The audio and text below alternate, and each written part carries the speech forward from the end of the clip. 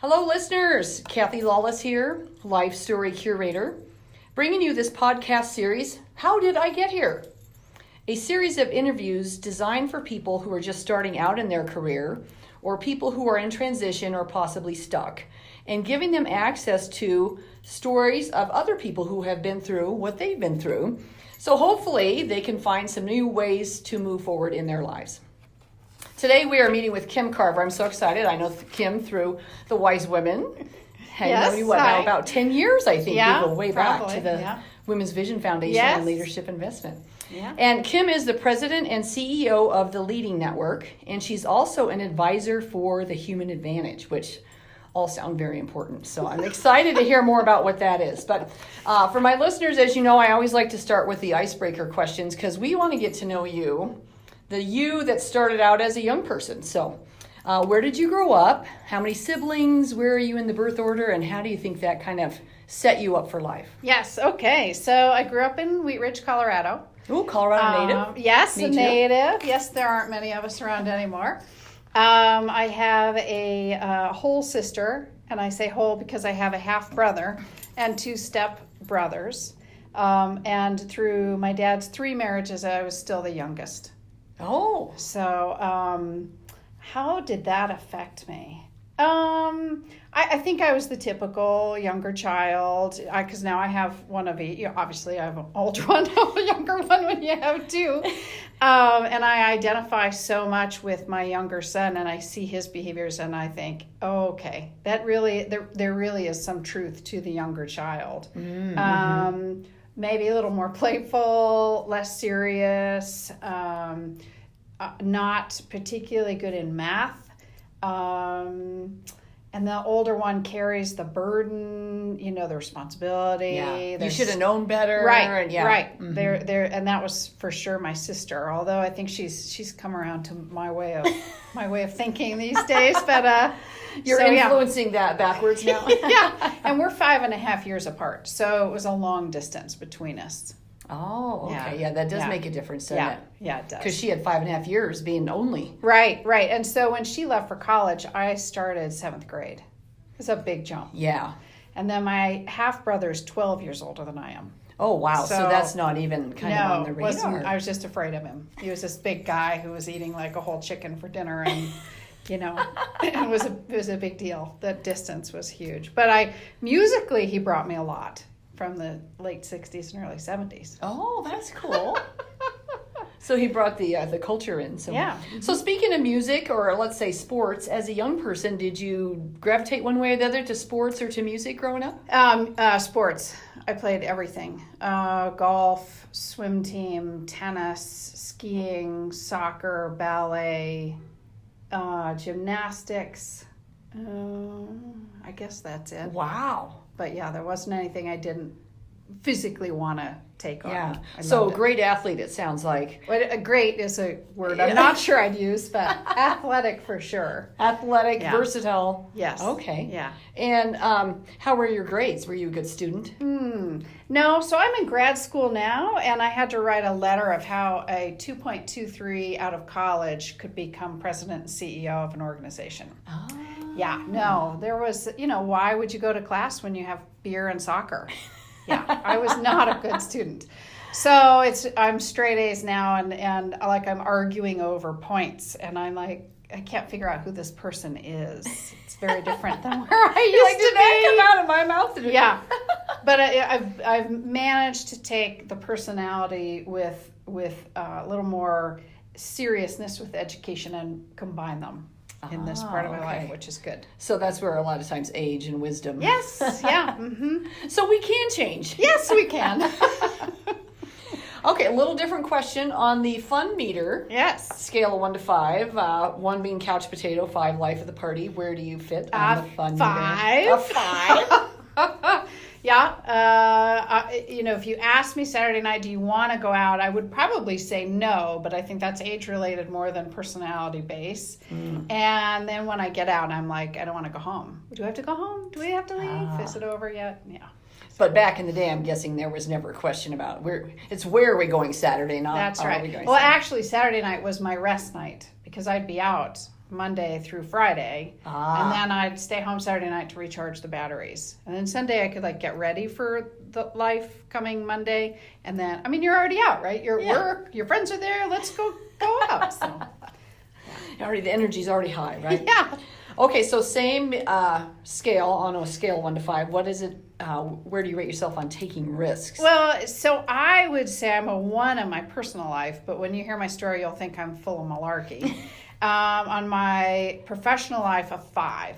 I need constant challenge and change. Yeah. Okay, so you're always looking for that next thing. That next thing. Wow, this is what I love about these podcasts. You get to know I've people known in you a for a different way. while, but I didn't really get to know how you got to where you are. So I'm loving this. So let's talk a little bit about where you are today, and then we'll get into how did I get here. Yeah. So talk about your role as this president and CEO of the Leading Network, and then you're also an advisor for the Human Advantage. Right. Okay. Both so sound fascinating. Well, that's good. So the Leading Network is my own organization, and it is a company that helps organizations with culture and leadership and training. And how did I get there will be an entertaining path, but Human Advantage is a firm doing that same work, and right now I'm an advisor on the culture side, but it's clearly turning into more learning and development, which is cool. And maybe I'll become a partner in 2020, but we'll see.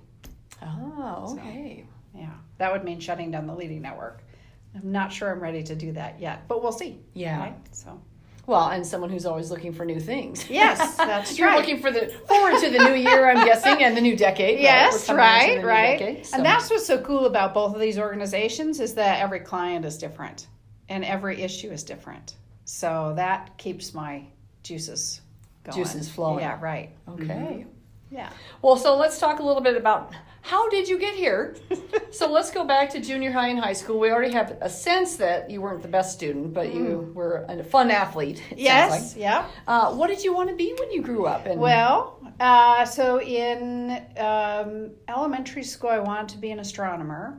And then I realized that math was a big part of that. So that sort of kiboshed that. Yeah. And then I wanted to be a vet until I went on career day and they put down a cat that was healthy and the owner didn't want it and they were bound to do that for some reason. I don't know if they still do that, but I was like, I can't do that.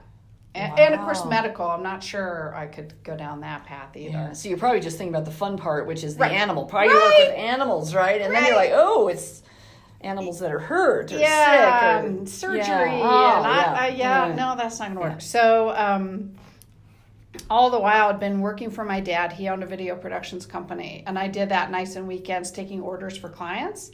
And it just was something, and I took a lot of photographs. And by senior year, I was part of the video productions team for senior, the high school yearbook. Oh, yeah. How fun is that? Yeah, well, and it's funny because to me, I thought, well, this isn't work. I mean, people just don't, this isn't work. Mm-hmm. This is just normal. And everybody else kept saying, yeah, no, that's not normal. Yeah. Like, it's a skill. You have. Not everybody knows how to do it. Yeah. So I graduated from DU and that with a mass communications film and television major.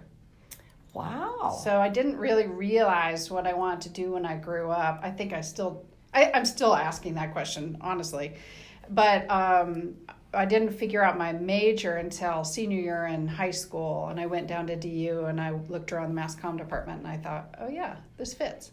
This is cool. Yeah. So you were doing it with your dad, kind of following, because it was an easy job. He probably needed help, and you can work for me. And then just realized, I can do this. Yeah. So then decided, well, this is where I'll go. Yeah. Okay. And he ironically went to the University of Denver as a mass comm major. Oh, okay. Yeah. So it's cool. Very cool. Yeah. Okay, so now you go to DU and you come out with the 2.3. Yes, 2.23. Oh, 2.23. Sorry. That's a big difference. Yes. What's your first job then? Well, I went Or did you have over... internships, I guess, along the way? No, I didn't. I didn't do any internships. I went over to my dad's house for dinner that spring, and he said, by the way, you're fired. And I said, I am? And he said, yes. My connections won't get you anywhere.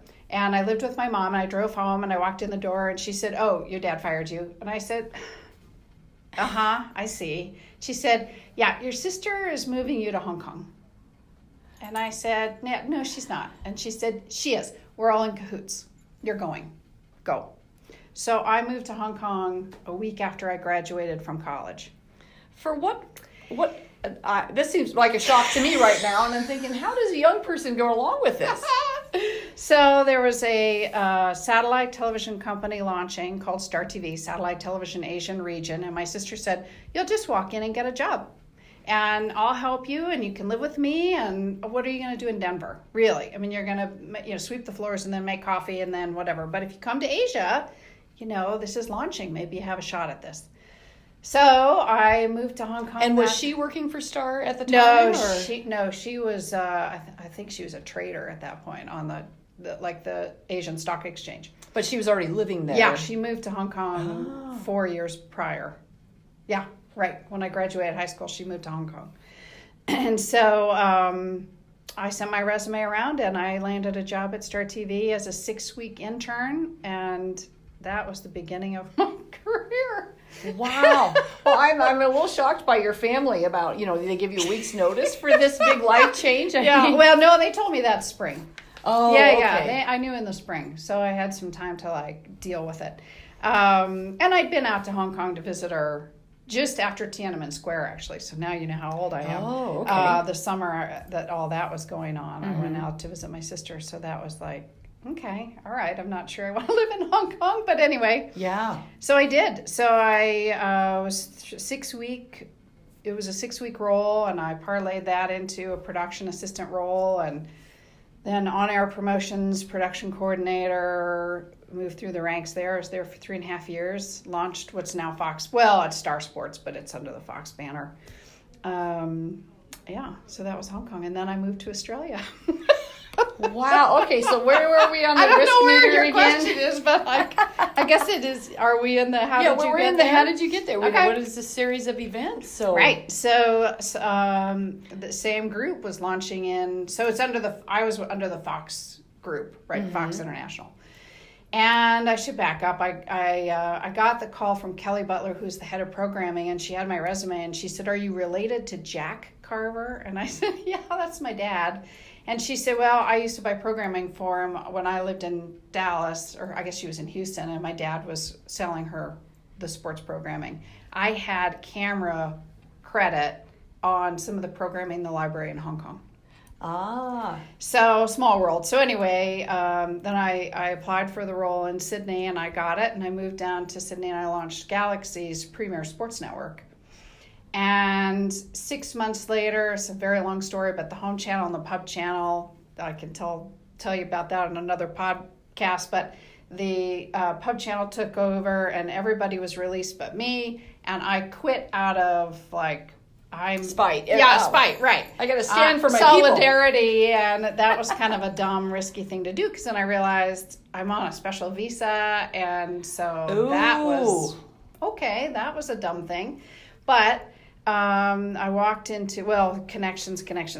I walked into FOXTEL, and I asked for the head of programming, and I handed him my resume, and he said, "I have 300 on my desk.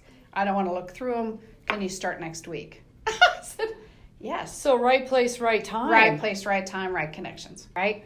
You probably dealt with culture, though. I mean, I would guess in totally, Hong Kong absolutely with culture. Mm-hmm. I mean, I was told I was fat, that I smelled funny. People wouldn't sit on buses with me. I stood out, obviously, like a sore thumb. And in 1997, Hong Kong went back to the British rule was over, and it went back to Chinese rule.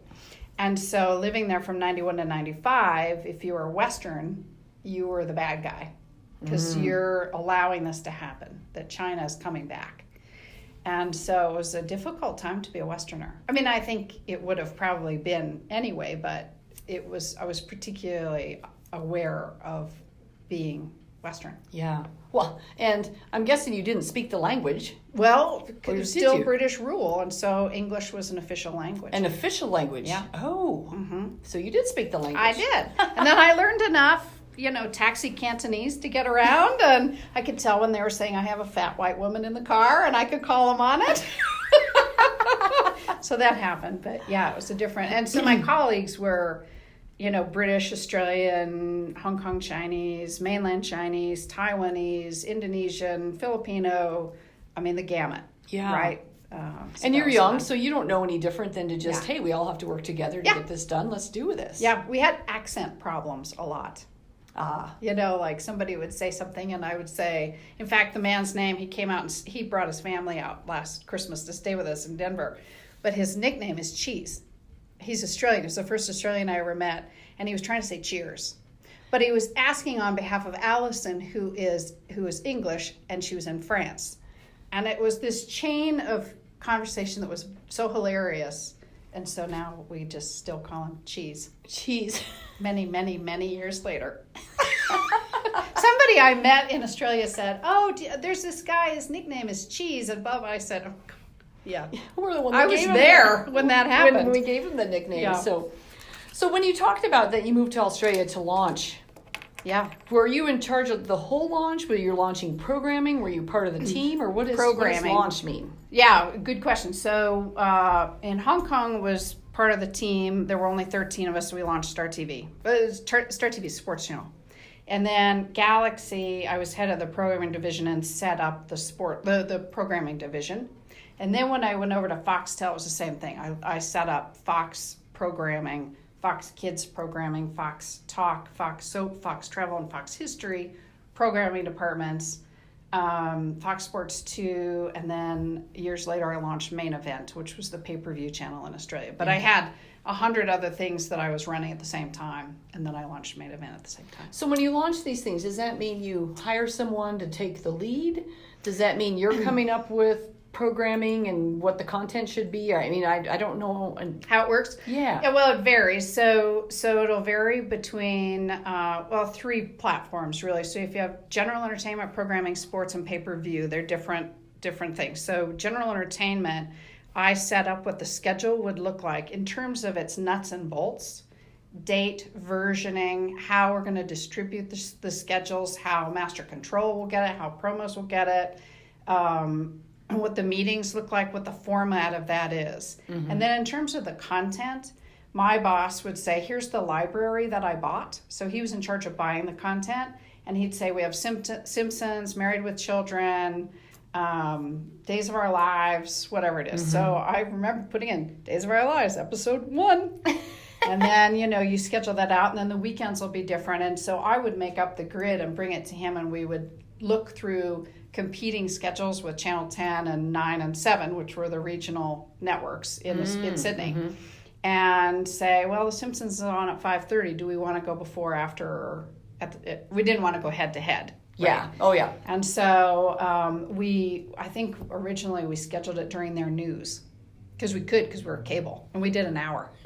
And the regular television network can't do that. Mm-hmm. So they would have news for an hour, and we would carry on with The Simpsons. And so if your people are going to bounce from the news, we've got them over there if you're a Simpson fan. And we were on Channel 8, so we called ourselves Fox 8. So there was 7, 9, and 10, and we were on 8. So it was a great place to be. Yeah. For sports, though, the schedule, so he would buy a few sports events. Fox Sports would buy them too, and then we would get some. So he would say, well, there's a cricket event that we have. It's the West Indies tournament or whatever. And so I would go in and look up when that is and what time that is and how that. So then I'd put it in our schedule. It often started at 1 a.m. live because it's coming in from the West Indies. And then I'd call transmission and say, we have to book satellites for this, and I have to tell the library, and they have to record it, and there's a whole process involved. So I set all those processes up. Oh, wow. Then pay-per-view, the Tyson Holyfield fight would be coming up, and I'd call the promoter and do a deal for a revenue split, and then put the schedule together and make sure marketing has it and try and get on the cover of our magazine. And again, there's a whole process. So it sounds like you have to kind of stay close to what's going on in the social or in sports, and in the world, Yeah, so that you know what you want to be Right. bringing in. Right. Other stuff was kind of already given to you. Then how do you put that in? Right. So and then you're kind of, it's a big puzzle. Right. Yeah, that's And it. then you That's put it all together. Big puzzle Yeah. calendar, big calendar puzzle. That's it. So is that what your degree taught you, or did you like learn one thing in your degree and then it was when you were in Hong Kong and then you were in Australia, you're like, oh, now I get what my job really is? And Yeah, my degree really taught me, well, editing, production, the baseline from ABC. So how an idea gets to air. But I knew that a little bit. But my degree, I don't know that there's a degree out there that teaches you how to launch a network. Yeah. Right? And so I made it up as I went along. You know, I would say, well, there's a need for that. Oh, we haven't thought about that. Oh, there's a process we need to. So I've called myself an intrapreneur for years. Because I come into the organization and I can launch things inside, understanding what the need is. Oh. But you kind of have to get in there and rummage around to find that hole first. Yeah, because if you're not in, Yeah, right. you don't know what the hole Right. is. And an entrepreneur, I can, but I don't want to start with a blank page. Like I love having legal department, finance department, you know, all of those things are taken care of. Yeah. Now it's how do we run the business? So that's sort of my sweet spot. Okay, well, this is amazing so far, but getting from there to now where you are today, Yeah, I got a fast track. Okay, yeah. So you're in Australia. Yeah, 10 years. 10 years Australia. Okay. Yeah, I get laid off. I talked about that. I talk about that in the like any setbacks or whatever. That I thought my life was over and whatever, and it brought me my husband. But that's was it a another pretty podcast big shock? again. I mean, just out of the blue, you got laid off? Yeah, Or you... huge shock. Yeah, so the pay-per-view channel, I'd gone from running, I don't know, cross-channel promos for 50 networks plus the shipping and market. I had this massive job.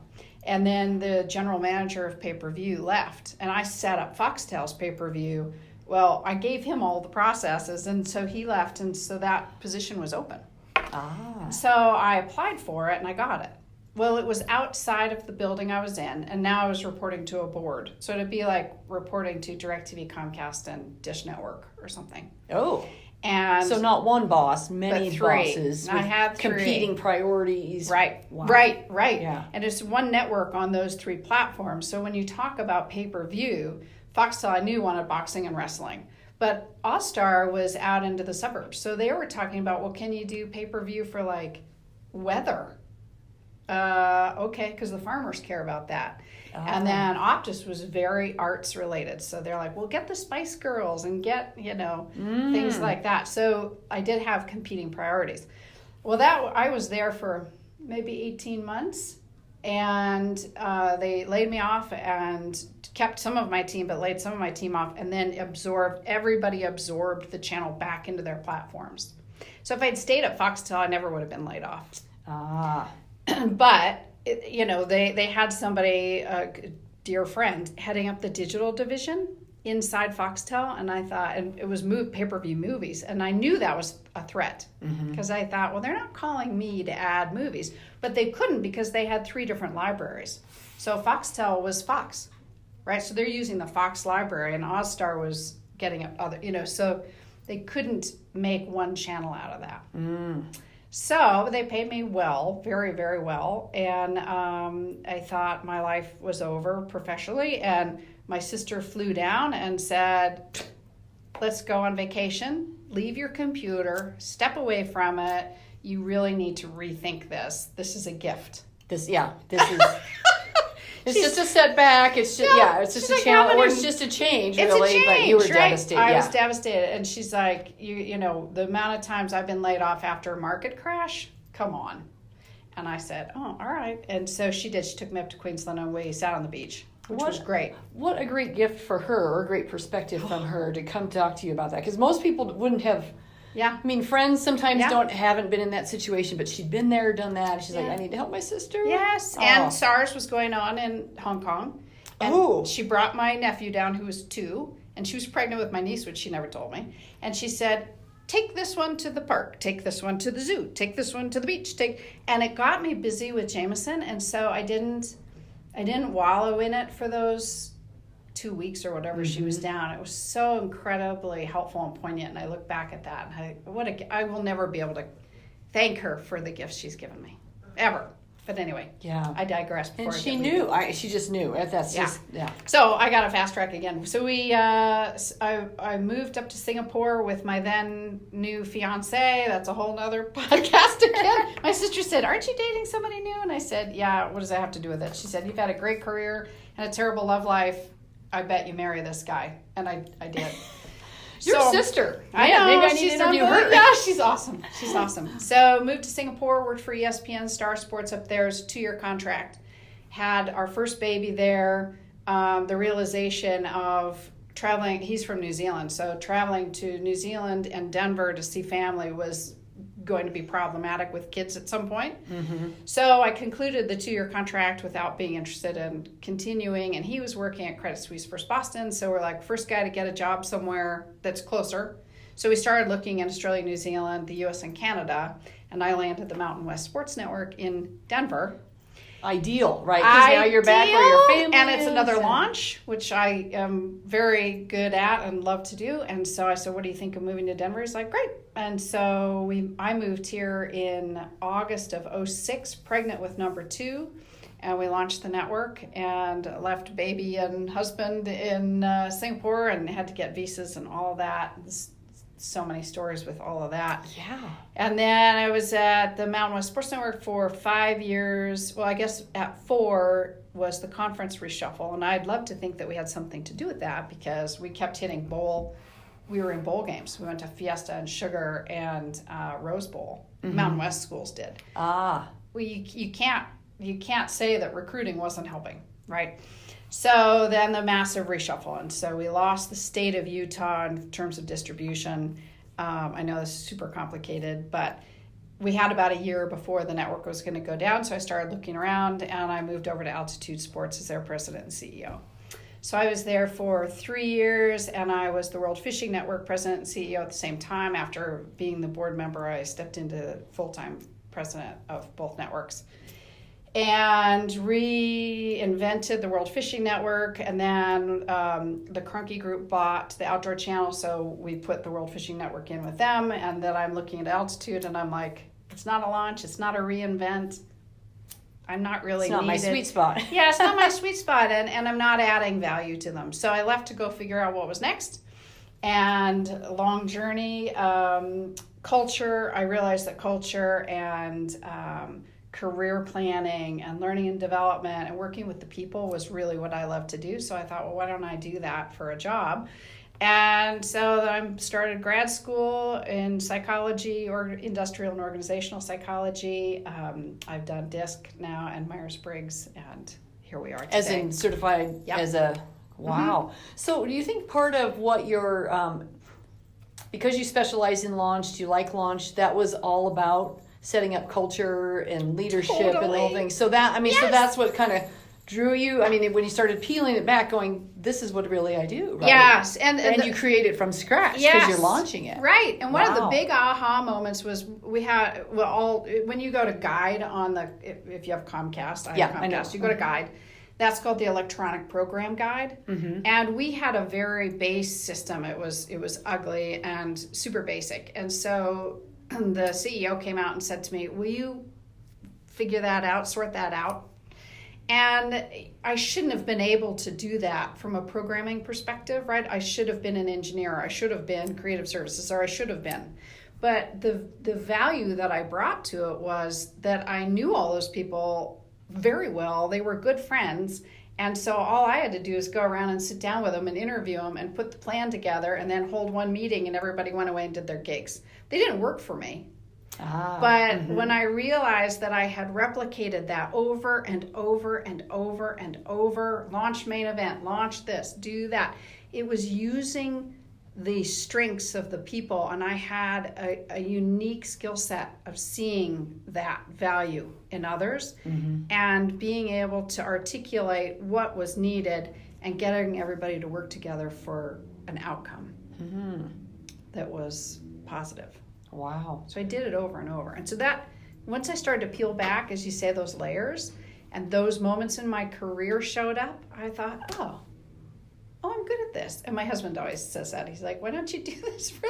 And I said, because it's baseline. It's easy. He said, not for everybody. Yeah. Well, that is, what's funny is you don't know it's a strength because you don't have anything to compare it to. Yeah. Or you don't doesn't know seem like work. that it's a thing, right? Yeah, right. Or you don't have enough data points to know that this is what you're doing, yeah. right? I mean, it's really until you kind of went through enough of it and could look back and reflect, right, that you can go, oh, this is the thing that I'm doing. Yeah. And then once you explain it to him, that's why he's like, well, it's so obvious. Yeah, right? Yeah. Duh. So easy. Yeah, so easy. So that's, figuring out your strengths. I mean, it took me a long time. Yeah. And I loved what I was doing, but I didn't care about the content, clearly. It was either Fox Travel or... I mean, I like sports. Because you were in every... I did all of it. Yeah. I love sports because it changes all the time, right? You might have a rain delay in a cricket match, and so you have to figure out the programming on the fly. Or you might have a broken leg with a tennis player who can't show up, and so the schedule's going to change. Or you've got a satellite meltdown, or you've got any number of things happen with live sport. I mean, I love sports, obviously, and I play it. But what attracted me to it for a work standpoint is the continual challenge of change. Mm-hmm. Whereas, you put Simpsons on, okay, you've done 365 days this year.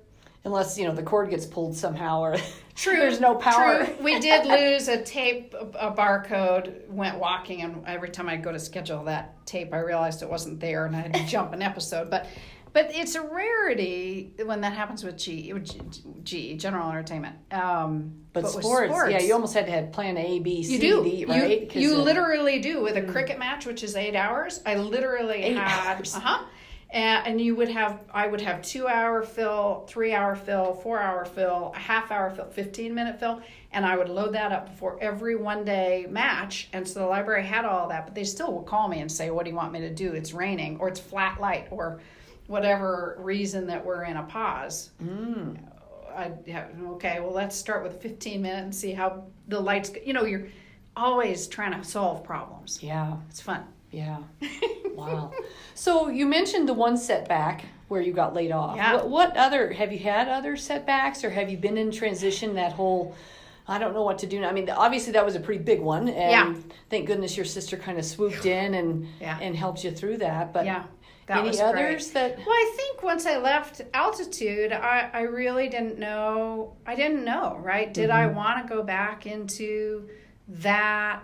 Knowing cable and satellite is so changed, and distribution deals are different, and it's different in every country. Did I want to go back overseas? Just there were so many questions of well, what do I really want? Mm-hmm. And I was in an enviable place to be able to think that through. Yeah. And so making this transition has been exciting but arduous, right? Because people look at you and say, well, that's great, you're getting a master's degree, but what qualifications do you have to teach me leadership? Which I find fascinating.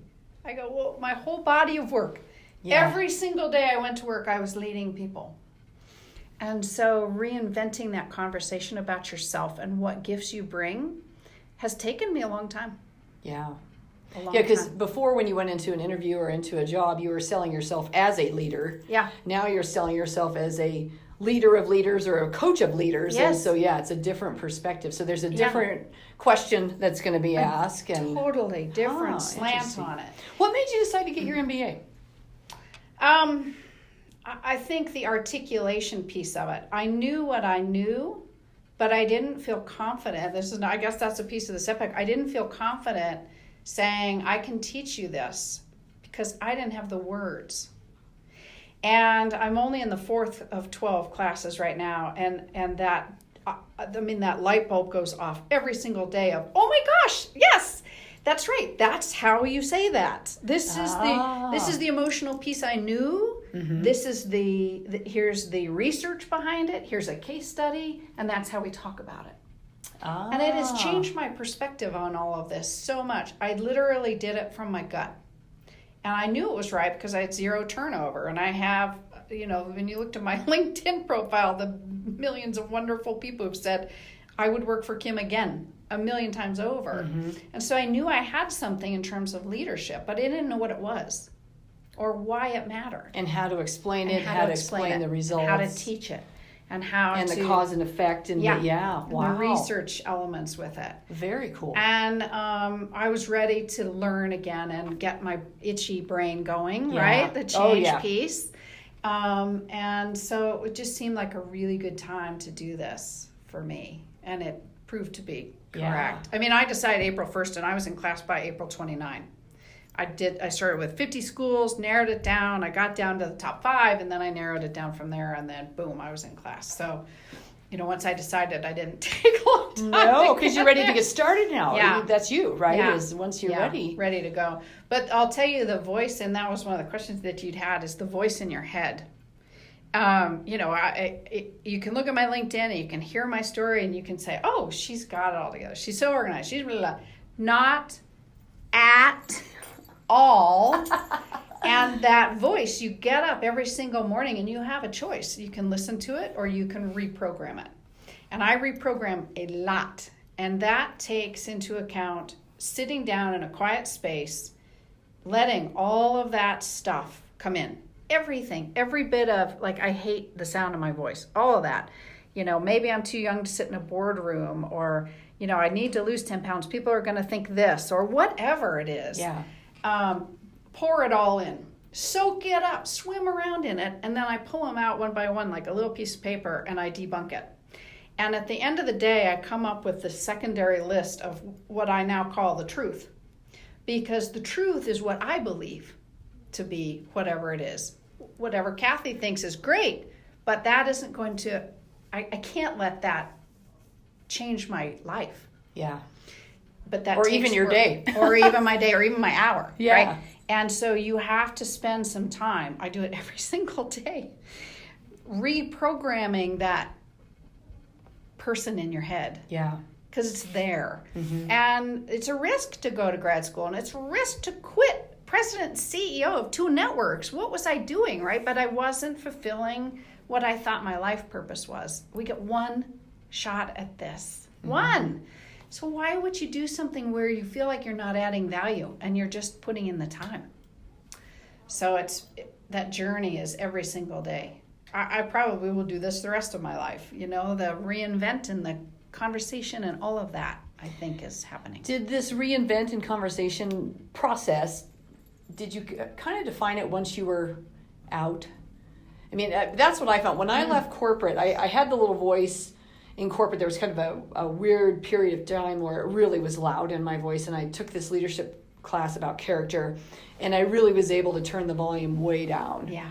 And then had a lot of great success here and there. But then I will say, being an entrepreneur and having more time on your hands, your time isn't as scheduled as it is when you're in corporate with all these teams and demands on you. So I found that voice got louder again, and then now I've had some other classes with Landmark and different things that have really helped me turn that down. Did that happen for you when you left after you had the big role and all the shoulding, I should have another CEO job right away, or what are all the big jobs, and is this big enough? Is this the right next step? I mean, is that when it started? I had it all through. So I had it the last year at Altitude going, is this what the rest of your life looks like?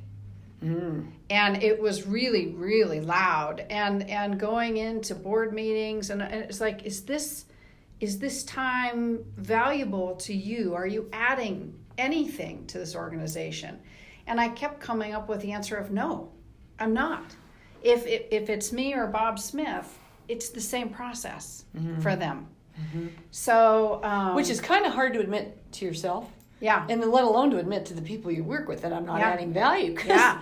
You're paying me a lot of money. Yeah. To I don't know how they felt I put in my resignation on October 2nd, and I didn't leave till New Year's Eve. But that transition was long. But then again, how you define adding value. Yeah, it's totally because you weren't about adding value was just running things, right? For you, it was creating new things, launching things, creating learning value, and growing, and creating value, and that value had already been created. Yeah, creating it, not just managing it, and managing it. It was done. There was no other thing to create value there. Maybe a digital play, but that was a little early for that. And so I totally moved World Fishing Network over. We turned it 180 degrees. And that process was great. That was 2 years, and we reinvented the programming, and it was 7 years of loss, and we were profitable, and then some in the first year, and then doubled in year 2. So I felt like, okay, we did that. Now where's the next challenge? And it just wasn't there. So that last year was that loud voice. And then when I left, and I think you'll appreciate this too, is that you go to a cocktail party and they say, what do you do? Oh. Right? Oh, yeah. I hate that question, because what I do is irrelevant. You might be asking, who am I? Yeah. But people don't. They define that. And it took me a long time to realize not only is that a death trap emotionally, but I had to get prepared for that question before I stepped through the door. Yeah. And then I got so good it doesn't hit you and you're like, now right. What am I going to say? Right. Yeah. And now I don't care anymore. And I'm really proud of the trajectory I've taken, but it's taken a long time. And so I say this there's so many, particularly women, who are leaving corporate for any number of reasons, mostly culture or, now what. And that before they step out the door of the company they're in, they should start thinking about that script, because no other thing than that 30 seconds of this is what I do will be as important to them as that when they leave. It's unbelievable. And it can tear somebody down, or, they're going to feel fragile anyway. Yeah. Right? Yeah. So they need to have that script ready, convincing, even if they believe it. I wrote down something too, like you'll go to a party and maybe you meet somebody for the first time and then you say, what do you do? And they say, I'm a pediatrician. Well, you buy it. Yeah. You don't know. That's true. So I'm not saying people should go out and say they're pediatricians, but what I'm saying is whatever message that you deliver, people go, well, that's what she does. Yeah. Well, and you want to feel good about it. I remember when I left corporate, I took a severance package. Yes.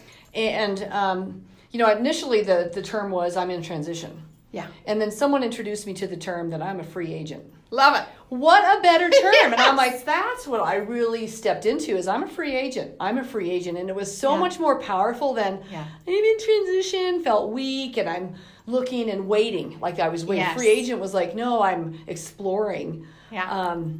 And then the other element of that was I was part of the leadership investment. Yes. And I was on the board. So I actually had, when I went to conferences or networking events, I could put that on my name tag, because they always want, well, what's your company? Yes. And then if you're like, free agent seemed weird, but if I could put like that organization. So you are so spot on with that.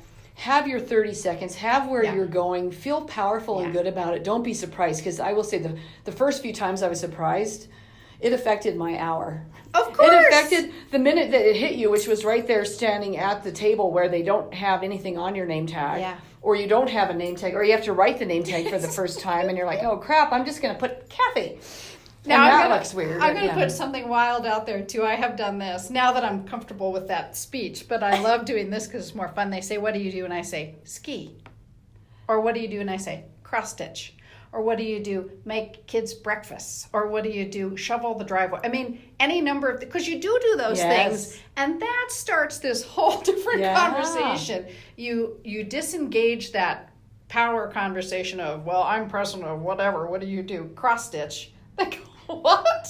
Like for a company, or like for your day job? Yeah, right. And so I compete. Yeah, I'm a competitor in cross stitch. Right. Yeah. Well, you can make that up. They'd buy it. They back to the pediatrician thing. They'd buy it. But that's also fun and helpful too, because it is what you do, and it takes away that stigma of I have to be wearing high heels and pantyhose to be making a difference in the world, and it's not true. Not true at all. So I encourage everybody to go out and say that they're, I don't know, driveway shovelers or lunch deliverers or mail getters or dog walkers. Or I'm changing the world. Because if you're a mom, I think you're changing the world. Yes. I'm sleep deprived. What do you do? I'm sleep deprived. Another fun fact. So, well, Kim, this has been fascinating. And I love these podcasts because I get to take someone that I know and go so deep into this. And I could go another 2 hours with you, which the good news is we're having happy hour after this. So anyway, but we do have to wrap up. So is there one last message that you would want to share? What would you have wanted to hear when you were a young person just starting out, besides you're moving to Hong Kong? I think the believe in yourself, that meet somebody at a party and say you're a pediatrician. I think that's really, if somebody had said that to me years and years and years ago, and I'd really taken it to heart and I had used it, then when I was laid off and then when I left altitude, those in-between conversations wouldn't have been a big deal because I would have been used to having that sort of strange delivery. You know what just occurred to me when you said the word use that? It's almost like play with that. Yes. Play with an image versus we're so serious, right? And we're all about this, I got to be making a great impression because you don't get a second chance to make a first impression and all these things. But I tell you what, if you surprise someone and you say something like, I'm a skier, or I shovel driveway, or I mow the lawn. I mean, what would that do to someone that you meet for the first time? They're going to freaking remember you. Oh, yeah. Yes, and then maybe they're a high-powered person, and they're going to... In fact, I was at a happy hour last week, and I started discovering that I was the only one that paid to go to this party. Everyone else was invited, and they didn't have to pay. And so I started just kind of playing this up with people that I was meeting. And anyway, so then finally someone invites me to the actual host and says, by the way, did you know Kathy's paying for this party? And he laughed, but I tell you what, he's going to remember me. Oh, everybody will. Because I'm like, so please enjoy yourself. Because I played it up, too. I knew who he was. Yeah. But I played up like, yes, please enjoy yourself. I know, isn't this a fantastic event? And then he's like... tell me more why you think you paid for this party. So, in my little $60, anyway, but it was hilarious. But you know what? I was playing with the concept and I was so comfortable with who I was. My whole personality that night was very different than I think how I had showed up in other ways. Yeah. Just believe in yourself. And really, when you look back over I say this to people all the time, you look back over your life, you're sitting in a rocking chair in the nursing home on the front porch. Are you going to remember that you had some whatever thing on your business card? No, you're going to look at your body of work. You're going to look at the quality of your life. You're going to look at the relationships did you add value? Was it an important life? Because who cares what your title is? Yeah.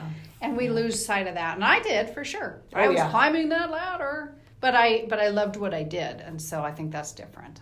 Well, it sounds like you engaged with people and it took a long time to realize that that's what was happening. So we got to have more data points.